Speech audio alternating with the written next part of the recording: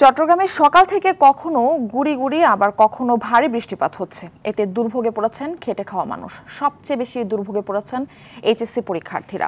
সকাল থেকে ঘন্টার পর ঘন্টা দাঁড়িয়ে থেকেও গাড়ি পাচ্ছেন না অনেকেই। গাড়ি না পেয়ে পোশাক শিল্পের শ্রমিকদের গুড়ি গুড়ি বৃষ্টির মধ্যে কারখানায় যেতে দেখা গেছে। পাহাড় ধসের পূর্বাভাস থাকায় ঝুঁকিপূর্ণ বসতি থেকে সরে যাওয়ার নির্দেশনা দিয়েছেন সিটি কর্পোরেশন ও জেলা প্রশাসন। চট্টগ্রামে ঝুঁকিপূর্ণ 26টি পাহাড়ের বসতি থেকে নিরাপদে সরে যাওয়ার জন্য বলা হয়েছে। এসব পাহাড়ে চট্টগ্রাম সিটি কর্পোরেশন ও চট্টগ্রাম জেলা প্রশাসনের পক্ষ থেকে মাইকিং করা হচ্ছে।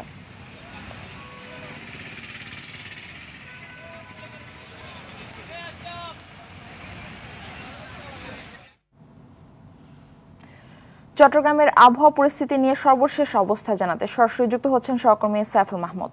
সাইফুল মাহমুদ, চট্টগ্রামে তো সকাল থেকে গুড়ি গুড়ি বৃষ্টি, সে সাথে ভারী বৃষ্টিপাত হচ্ছে। এতে তো সবচেয়ে বেশি দুর্ভোগে নিশ্চয়ই পড়েছে স্বাভাবিকভাবে এইচএসসি পরীক্ষার্থীরা। তো জনদুর্ভোগের বিষয়টি তুলে ধরবেন আমাদের সামনে। যে মাফি আসলে যেমনটি বলেছেন, চট্টগ্রামে সকাল থেকে কিন্তু গুড়ি গুড়ি বৃষ্টি এবং একই সাথে ভারী বৃষ্টিপাত হচ্ছে। এই বৃষ্টিপাতের কারণে কিন্তু সবচেয়ে বেশি দুর্ভোগে পড়েছেন শিক্ষার্থীরা। বিশেষ করে যারা এইচএসসি পরীক্ষার্থী ছিল তারা কিন্তু আসলে এটার সবচেয়ে বেশি ভুক্তভোগী। এখনো কিন্তু গুড়ি গুড়ি বৃষ্টির এখন কিন্তু ভারী বৃষ্টি হচ্ছে। সকালবেলা দেখা গেছে আসলে বিভিন্ন পয়েন্টে পয়েন্টে যারা শিক্ষার্থী আছে তারা কিন্তু গাড়ির জন্য দীর্ঘক্ষণ অপেক্ষা করছেন। অনেকে কিন্তু গাড়ি পাচ্ছেন না, অনেকে কিন্তু এই বৃষ্টির মধ্যে কিন্তু তাদেরকে ভিজতে হয়েছে। এবং একই সাথে যারা গাড়ি পেয়েছেন তারা কিন্তু 100 টাকার ভাড়া, 150 টাকার ভাড়া, 300 টাকা, 400 টাকা দিয়ে পর্যন্ত তারা ভাড়া করেছেন, ভাড়া নিয়েছেন। এবং একই সাথে ভাড়ার জন্য অনেকে কিন্তু বলছেন টাকার কোনো সমস্যা না, তারপরে গাড়ির দরকার, কিন্তু অনেকে কিন্তু গাড়ি পাচ্ছেন না। ঘন্টার পর ঘন্টা দাঁড়িয়ে থাকতে তাদেরকে দেখা গেছে। এবং অনেকেই কিন্তু একেবারে এই শেষ মুহূর্তে শিক্ষা কেন্দ্রে পৌঁছাতে পেরেছেন কিনা সেটা নিয়ে কিন্তু অনেকে সন্দেহান ছিল।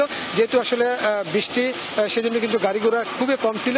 এবং একই সাথে যারা পোশাক শিল্পের শ্রমিক রয়েছে তাদেরকে আমরা দেখেছি হেঁটে হেঁটে কারখানায় যেতে, যেহেতু গাড়ির সংখ্যা খুবই কম ছিল। এবং যারা অফিসগামী যাত্রী ছিল তারাও কিন্তু আসলে খুব কষ্ট করে অফিসে আসতেছেন। আমরা কিছুক্ষণ আগেও দেখলাম এক শিক্ষার্থীকে তিনি কলেজ কেন্দ্রে প্রবেশ করতেছে, সেটা আমরা দেখলাম।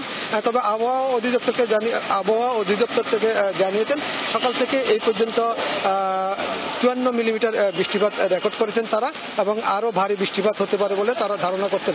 এবং একই সাথে সাগর উত্তাল রয়েছেন, সাগরের পানি 1 থেকে 1.5 ফিট ইতিমধ্যে বৃদ্ধি পেয়েছে।